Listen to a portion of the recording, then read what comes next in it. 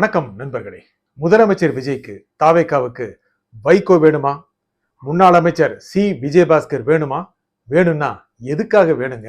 இதனால விஜய்க்கு என்ன லாபம்? தாவேகாவுக்கு என்ன லாபம்? இந்த லாபம் கருதி இந்த அரசியல் விளையாட்டுகள், இந்த வணிகங்கள், இந்த வியாபாரங்கள் போக்குவரத்தில் நடக்கிறது இல்ல.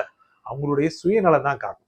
சரி, இதுல முக்கியமான விஷயம் என்ன அப்படின்னா, இவங்கெல்லாம் வேணும் வேணும் அப்படின்னு சொல்லி திரு விஜயோ தாவேகாவோ அவங்கள அணுகல, நெருங்கல, என்ன காரணத்தை கொண்டும் ஒரு பரிமாற்றம் வச்சுக்கல. ஆனா ஒரு சாஃப்ட் கார்னர் வச்சிருந்தாங்க. முக்கியமா என்னன்னா, அதிமுகவை எடுத்துக்கிட்டா என்ன பண்ணாங்க? திரு விஜய் சட்டப்பேரவையில நம்பிக்கை வாக்கு கோருவதற்கு முன்னால் கிட்டத்தட்ட ரெண்டாக பிளவுபட்டார்கள். திரு விஜய் போய் ஒரு பிரிவினை போய் பார்த்தாரு. ஏன் எடப்பாடி பார்க்கல அப்படிலாம் கேட்டாங்க. அந்த ஒரு பிரிவினர்ல தான் திரு வேலுமணி, திரு விஜயபாஸ்கர் இவங்க எல்லாம் இருந்தாங்க. இவங்க எல்லாம் என்ன பண்ணாங்க? கிட்டத்தட்ட 25 பேர் திரு விஜய்க்கு ஆதரவாக சட்டப்பேரவையில் வாக்களித்தார்கள். ஆனா இவங்க அத்தனை பேருக்கும் ஒரு வாய்ப்பு கொடுத்துருவாரு. இவங்க இவங்க இன்னும் கொஞ்சம் 7 பேர் சேர்த்து வந்தாங்கன்னா இவங்க தாவேக்காவுல இணைஞ்சிருவாங்க. இல்ல இவங்க எல்லாத்தையும் ராஜினாமா செய்ய வச்சு மறுபடியும் தேர்தல் வச்சு அவங்கள 5 பேருக்கு அமைச்சர் பதவி கொடுத்துருவாரு அப்படின்னு எதிர்பார்த்தாங்கல்ல. ஆனா எதையுமே திரு விஜய் செய்யல. என்ன காரணம் அப்படின்னா பல்வேறு காரணங்கள் இருக்கு. முன்னாள் அதிமுக அமைச்சர்கள் நிறைய பேர் மீது ஊழல் வழக்கு இருக்கு, புகார்கள் இருக்கு. கடந்த திமுக ஆட்சியில அவங்க மேல நடவடிக்கைகள் எடுக்கல. அதெல்லாம் ஒரு அண்டர்ஸ்டாண்டிங் தான். இவரு அவரை சொல்லுவாரு, அவர் இவரை சொல்லுவாரு.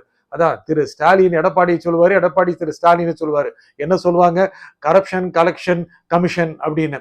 அதெல்லாம் ஒரு அண்டர்ஸ்டாண்டிங் தான். ஆட்சின்னு இருந்தா இந்த 3 சி இருக்கத்தானே செய்யும். நிறைய சி சம்பாதிக்கணும்னா இந்த சி இல்லாம முடியுமா? அந்த அண்டர்ஸ்டாண்டிங்ல இருந்திருப்பாங்க. அந்த எந்த நடவடிக்கை எடுக்கல. 5 வருஷம் இந்த அமைச்சர்கள் மீது நடவடிக்கை எடுக்கல. இப்போ விஜயபாஸ்கர் வர்றேன்னு சொல்லிட்டு கடுமையா அடம் பிடிச்சு என்ன பண்ணாரு? தன்னுடைய வீராலிமலை தொகுதியோடைய சட்டப்பேரவை உறுப்பினர் பதவியை ராஜினாமா செஞ்சுட்டார். அப்புறம் அநேகமா அவரு அண்ணா அறிவாலயம் பக்கம் போயிருவாரு, திமுக பக்கம் போயிருவாரு. இப்படிதான் பேச்சு இருந்துச்சு. இந்த சமயத்துல இல்ல தாவேகாவோட பிரம்மாண்ட இணைப்பு விட நடக்க போகுது. ஊர்ல இருந்து சும்மா ஆயிரக்கணக்கானவர்களை அதிமுக காரர்களை கூட்டு வர போறாரு. ஏராளமான அதிமுக நிர்வாகிகள் வந்து சேர போறாங்க. அவரு திரு விஜய் முன்னால் தான். யாரு? திரு விஜயபாஸ்கர். விஜய் முன்னால் தான், முதலமைச்சர் விஜய் முன்னால் தான் இணைவார் அப்படின்னு சொல்லிட்டாரு. ரொம்ப ரொம்ப விரும்பினாரு, கெஞ்சினாரு. இப்படி எல்லாம் சொன்ன போது அந்த விழா தள்ளி போயிட்டே இருக்கு. விஜயபாஸ்கர் தாவேகாவுக்கு வேணுமா? திரு விஜய்க்கு வேணுமா? திரு விஜயபாஸ்கர் கடந்த அதிமுக ஆட்சியில, அதாவது 14 இருந்து 21 வரைக்கும் இருந்தது அந்த அதிமுக ஆட்சியில அமைச்சராக இருந்தவர். அவர் மேல என்னென்ன ஊழல் புகார்கள்? அவரு வருமானத்திற்கு அதிகமாக சொத்து சேர்த்ததாக வழக்கு இருக்கு. அப்புறம் குட்கா விவகாரம். குட்கா தடை செய்யப்பட்டது. ஆனால் அது வியாபாரம் ஆவதற்கு எதிர்மறையாக பின்னணியில் சட்டவிரோதமாக அது விற்கப்படுவதற்கு லஞ்சம் வாங்கியதாக புகார் இருக்கு, குற்றச்சாட்டு இருக்கு, வழக்கு இருக்கு. இந்த 2 வழக்கும் நிலுவையில் இருக்கு. அதனால கடந்த ஆட்சியில அவங்க மேல நடவடிக்கை எடுத்திருக்கலாம், அவங்களெல்லாம் சிறையில் அடைச்சிருக்கலாம். அதெல்லாம் திரு ஸ்டாலின் செய்யவே இல்லையே. மன்னிச்சு விட்டுட்டாரா? அடுத்த ஆட்சி வந்து பார்க்கலாம் அப்படின்னு நினைச்சாரா? தெரியாது. தெரியும், ஆனா சொல்ல முடியாது. ஆனா அந்த மாதிரி வழக்கு நிலுவையில் இருக்கிறவரு எதற்காக தாவேகாவில் சேர வேண்டும்? சேருவதற்கு திரு விஜய் இணக்கம் காட்டி விட்டாரா? எதற்காக இணக்கம் காட்டணும்? அதனால என்ன லாபம்? அந்த ஊர்ல ஒரு பெரிய அளவுக்கான செல்வாக்கு இருக்கிற ஒரு அரசியல் பிரமுகருங்க திரு விஜயபாஸ்கர், திரு டாக்டர் சி விஜயபாஸ்கர். அப்படி இருக்கும்போது அந்த இடத்துல அவரை வந்து சேர்ந்தான்னா அந்த ஊர்ல ஒரு மிகப்பெரிய செல்வாக்கு இருக்கும். அந்த ஊர்ல இருந்துதாங்க அமைச்சர், தவிக அமைச்சர் பர்வேஸ் இருக்கிறாரு. அவர் அந்த ஊருடைய மாவட்ட செயலாளர். அப்படி இருந்தும் எதற்காக விஜயபாஸ்கரை சேர்க்கணும்? கடுமையான ரெசிஸ்டன்ஸ் இருக்கு கட்சியில. அவங்களை சேர்த்துக்க கூடாது அப்படிங்கிற எதிர்ப்பு இருக்கு. அவங்க வந்து வரும் பல கெட்ட விஷயங்கள் கட்சிக்கு வந்து சேரும், அவப்பெயர் வந்து சேரும். என்னங்க ஊழல் புகார் இருக்கிறவரை சேர்த்துக் கொள்வதன் மூலமாக கட்சி ஒரு கிளீன் இமேஜ் கொடுக்க முடியுமா? அது மட்டும் இல்லைங்க. இந்த ஊழல் புகார் இருக்கிறவங்களாம் வந்து சேர்ந்துட்டு கட்சியில் இருக்கிற மற்றவங்களையும் எப்படியெல்லாம் ஊழல் செய்யலான்னு சொல்லி கொடுக்கறவங்களா மாறிடுவாங்க. அவங்க சொல்லவே வேண்டாம். ஒரு ஊழல் புகார் இருக்கிற கட்சியில இருந்தாவே நம்ம மேலே இந்த புகார் இருந்தா தலைவர் மன்னிச்சிருவார் போல இருக்கு அப்படிங்கிற எண்ணம் வரும் அல்லவா? இதை திரு விஜய் சிந்திக்க வேண்டும். கட்சியில் நிறைய பேர் சொல்றாங்க. ஆனா திரு விஜய் என்ன எண்ணத்துல இருக்கான்னு சொல்ல முடியாதுங்க. வர்றேன்னு சொல்றாங்க, வந்துருங்க. அவங்களுக்கு பதவி கொடுப்பாங்களா? அமைச்சர் பதவி கொடுப்பாங்களா? கொடுத்தாலும் இதெல்லாம் கொடுத்தாலும் அவங்க எந்த அளவுக்கு கிளீனா இருக்காங்கிறத கண்காணிப்பாங்களா? கண்காணிக்க முடியுமா? இன்று அமைச்சர்கள் கையூட்டு பெறுவதில்லை சொல்லி பத்திரிகையில எழுது, பெறுவதில்லை, கையூட்டு பெறுவதில்லைங்க.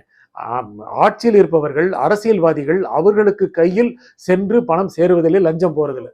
ஆனால் அதிகாரிகள் மத்தியில் நடந்து கொண்டிருப்பதாக இன்னும் புகார்கள் இருக்கு. பல்வேறு ஊர்கள் இருந்து அதிகாரிகள் இன்னும் கூட மாறல. அதிகாரிகளை மாற்ற முடியாதுல்ல, அவங்க இருப்பாங்க. இதெல்லாம் புகார்கள் இருக்கு, பல ஊர்ல இருந்து வந்துட்டு இருக்கு. இதுல ஊழல் கரை படிந்தவர்களையும் சேர்த்து கொண்டால் என்ன லாபம்? என்ன லாபம் இருக்கு? நீண்ட காலத்து என்ன லாபம் இருக்கு? அவங்க திமுக போறதா போட்டுமே, அண்ணா திமுக இருந்திருக்கலாமே, அவங்கள ராஜினாமா செஞ்சுட்டு வந்தாங்கிறதுக்காக அடுத்த எம்பி பதவி கொடுக்கறதுக்கா, இல்ல அந்த ஒரு மேயர் பதவியா, இல்ல எம்எல்ஏ பதவி கொடுத்து அமைச்சர் பதவி கொடுக்கறதுக்காகவா? இதெல்லாம் இருக்குல்ல. அந்த மாதிரி ஆட்கள் தேர்தலில் போட்டியிடுவதற்கான சூழ்நிலையை ஆளும் கட்சி ஏற்படுத்தாது, எதிர்கட்சி ஏற்படுத்தும். இப்ப உங்களுக்கே தெரியும், அம்பாசமுத்திரத்துல சீமான் பொது வேட்பாளராக நிற்பாரா, எல்லா கட்சியும் ஆதரவு கொடுப்பாரா. இந்த மாதிரி விஷயங்கள் இருக்கிற இந்த சூழ்நிலையில என்ன பண்ண அவங்க விரும்புவாங்க அப்படின்னா, திரு விஜய் அந்த அம்பாசமுத்திரத்து ஒரு இசைக்கு நிறுத்த ஏற்பாடு பண்ணுவார், கடுமையா பிரச்சாரம் பண்ணுவார். இதெல்லாம் ஆளுங்கட்சிக்கு மற்ற கட்சிகள் கொடுக்கின்ற நெருக்கடி. சரி, இப்போ வைகோக்கு வருவோம். வைகோ என்னத்துக்கு வரணும்? வைகோ வரணும்னு அவரும் எதிர்பார்க்கல, திரு விஜயும் எதிர்பார்க்கல. வைகோ தான், திரு வைகோவும் துரை வைகோ தான் கிட்டத்தட்ட அடிக்கடி போய் பார்த்தாங்க, திரு விஜய் போய் பார்த்தாங்க, எப்படியாவது வரணும்னு சொன்னாங்க. 2 எம்எல்ஏக்கள், அந்த 2 எம்எல்ஏக்களும் உதயசூரியன் சின்னத்துல ஜெயிச்சவங்க. சரி, ஜெயிச்சவங்க இருக்கட்டும். அந்த ஜெயிச்சவங்க என்ன பண்ணுவாங்க? ஜெயிச்சவங்க இருக்கிறது மூலம் என்ன பயன் இருக்கு? அவங்க உதயசூரியன் சின்னத்துல ஜெயிச்சவங்க ராஜினாமா பண்ணா தான் சேர முடியும். அவங்கள ராஜினாமா செய்ய வைப்பாரா திரு வைகோ? பண்ண மாட்டார்ல. உதயசூரியன் சின்னத்துல இருக்கவங்கள போய் ராஜினாமா பண்ணு, நம்ம தாவேக்கா ஆதரவு நிக்கலாம், இதெல்லாம் ஒரு எம்எல்ஏக்கு தேவையா? எம்எல்ஏக்கு சுயநலம் இருக்கணும், தனி நலம் இருக்கணும். அவங்க கேஷுவலா போய் திமுக உறுப்பினரை இருந்துட்டு போறாங்க.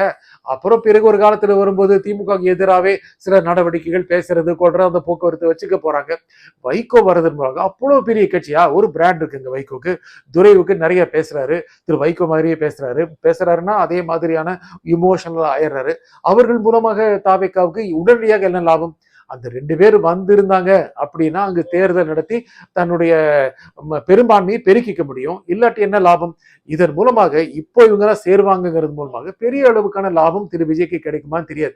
ஆனால் விஜய் ஒரு வித்தியாசமான அரசியல்வாதி. நாங்கள் 6 மாதங்களாக சொல்லிக் கொண்டு வருகிறோம். மற்றவர்கள் போல் அல்ல, மற்ற அரசியல்வாதிகள் போல் அல்ல. ஆனால் அவரும் அரசியல்வாதி தான், வேறுபட்ட அரசியல்வாதி. ஒரு கிளீன் கவர்மெண்ட் கொடுக்கணும்னு நினைக்கிறாரு. எதிராளிகளை தன்னுடைய புகழ் மூலமாகவும் தன்னுடைய பேச்சு மூலமாகவும் வீழ்த்த முடியும் அப்படிங்கிற கணக்கு போடுறாரு. தன்னுடைய டிஃபரெண்ட் யூனிக் ஸ்டைல் மூலமாக எவ்வளவு பெரிய ஆளா இருந்தாலும் கட்டுப்பாட்டில் கொண்டு வந்துட முடியும் அப்படின்னு நினைக்கிறாரு. அவருடைய கட்டுப்பாட்டு மீறி எந்த அரசியல்வாதியும் போயிட முடியாது அப்படின்னு நினைக்கிறாரு. இதெல்லாம் இருக்கிறதுனால விஜயால இன்னும் சக்சஸ்ஃபுல்லா இவங்களால ஹேண்டில் பண்ண முடியும். ஹேண்டில் பண்ணிட்டு இவங்க எல்லாரையும் தன்னுடைய கட்டுப்பாட்டில் வைக்க முடியும். இவர்களால என்ன பலன் அனுபவிக்க முடியுமோ அதை எடுத்துக்கலாம். இதெல்லாம் அவர் கணக்கில் இருக்கு. தெரியும், விஜயபாஸ்கர் வர கொஞ்சம் இருங்க, அடுத்து எம்பி ஆகலாம் கூட சொல்லிடலாம். ஏன்னா எல்லா கட்சிகளிலும் ஊழல்காரங்க இருக்காங்க, ஊழல்வாதிகள் இல்லாத கட்சிகளே இல்லை. ஆனா தாவேக்காவிலும் இல்லை என்று சொல்ல முடியாது, இல்லைதான். ஆனா அவர்கள் ஊழல்வாதிகளாக மாற மாட்டார்கள் என்பதற்கு எந்த உத்தரவாதமும் இல்லை, மாறக்கூடாது. அரசு பணத்தை எடுக்க தொடமாட்டோம், தொட விட மாட்டோம், தொட்டாலும் விட மாட்டோம், தொட்டவர்களை விட மாட்டோம் அப்படின்னு விஜய் சொல்றாரு.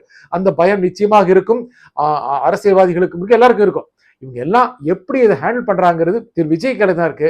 அவரு இதை எப்படி புரிஞ்சுக்கிட்டு எப்படி இவங்கள கட்டுப்பாட்டில் வைக்கிறாரு அப்படிங்கிறது அவருக்கே உரியது. மக்கள் அவரிடமிருந்து ஒரு நேர்மையான தூய்மையான ஆட்சியையும் அரசியலையும் எதிர்பார்க்கிறார்கள். நன்றி, வணக்கம்.